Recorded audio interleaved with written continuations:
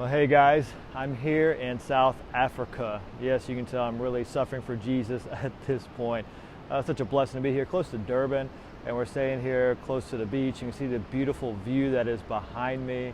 It is absolutely breathtaking, and really just taking in the sights. So loving being here and the blessing of not only the surroundings and the setting, but the people I've got to engage with. It's been so good.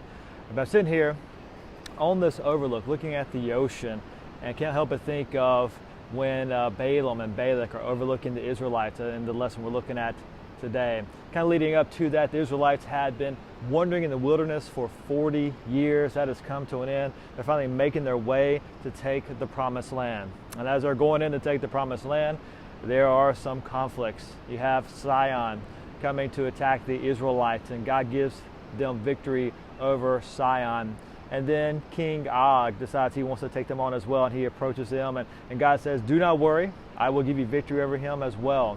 And evidently King Og was a really big man. The dimensions of his bed make him maybe 9 to 10 feet tall, maybe a little bit bigger than that. A huge guy. It's called the last of the giants.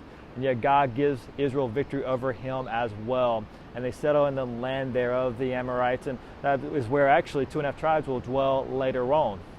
And then at this point, as you're looking at the event, of course, we know that Balak, king of Moab, he's worried along with Midian, and they decide to call in Balaam, a false prophet of sorts, to come in and to curse Israel. He was known to be a good curser, whatever that means.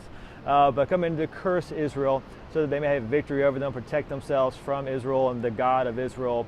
And so, of course, as you look at that whole account, there's numerous tribes where he tries to get Balaam to come, and Balaam doesn't come initially, and then he does come, and of course God's upset that he agrees to go, puts the angel in the way, and basically Balaam's donkey saves his life. Then you got the cool interaction between the donkey and Balaam talking to each other. God opens the mouth of the donkey to show how stubborn Balaam's heart really is in all this.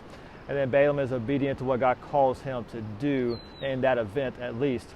And they go, and Balaam comes with Balak, and Balak shows Balaam all the people over Israel, probably with an overlook. Maybe something like this, not with the ocean, of course, but just overlooking the massive people of Israel, the sea of people of Israel, if you will. If I can have a play on words with the background behind me.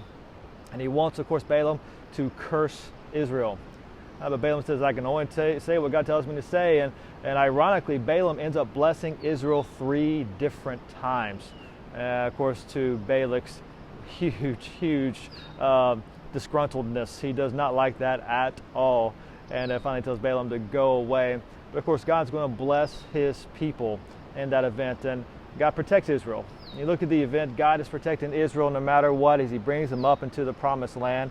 He protects them from the giant King Og and the people from King Sihon, gives them victory over that. And those victories give Israel confidence going into the promised land as they face these big peoples in the promised land and the fortified cities, and as they engage in this warfare. It gives them a better perspective on God's power and his faithfulness. And it should remind us of the same thing. When Israel faced a giant king, God protected them. When they faced a false witch doctor of sorts, God protected them. And in a similar way in our lives, as God is working through us and calling us all to different things in our lives, we can trust him. He will protect us as he sees fit to his glory and use us in a mighty way for his name's sake. So no matter what we are facing in our lives, we can trust his plan for us. We can trust he will do what is best for his glory and our good. And we can see that lesson just put on vivid display here in the account of Balaam and Balak, and they're leading up to the plains of Moab to go into the promised land. So hope that's encouraging to you guys. Taking this view one last time, and I will talk to you later on.